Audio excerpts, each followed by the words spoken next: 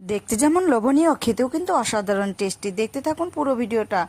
দই পটলের রেসিপি। দেখো, পটলটা আমি দুই সাইড থেকে কেটে সুন্দর করে ছুলে, এই যে দেখো দুই সাইডে আবার একটু একটু করে কেটে আবার সাইড দিয়েও অল্প অল্প করে কেটে নিয়েছি। ধুয়ে পরিষ্কার করে নিব। তারপরে কড়াইয়ের মধ্যে তেল দিয়ে এটা হালকা লবণ দিয়ে আমি ভেজে নামিয়ে ফেলবো। আর ভিডিওটি ভালো লাগলে অবশ্যই সাবস্ক্রাইব, লাইক, কমেন্ট করে পাশে থাকবেন। এই দেখো আমি নামিয়ে ফেললাম।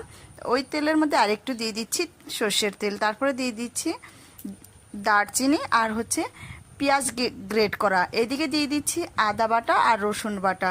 দিয়ে দিব সামান্য পরিমাণ হলুদ সর্ষে বাটা আর দিয়ে দিচ্ছি অল্প ঘি। তারপরে এইদিকে দেখো টক দই ফেটিয়ে নিয়েছি। দিয়ে দিলাম হলুদের গুঁড়ো, লঙ্কার গুঁড়ো, জিরের গুঁড়ো আর ধনের গুঁড়ো। ভালো করে এটাকে মিশিয়ে নিয়ে এই পেঁয়াজের মশলার মধ্যে দিয়ে দিতে হবে। তারপরে দেখো স্বাদ মতো লবণ দিয়ে আবারও আমি নেড়ে চেড়ে নিব।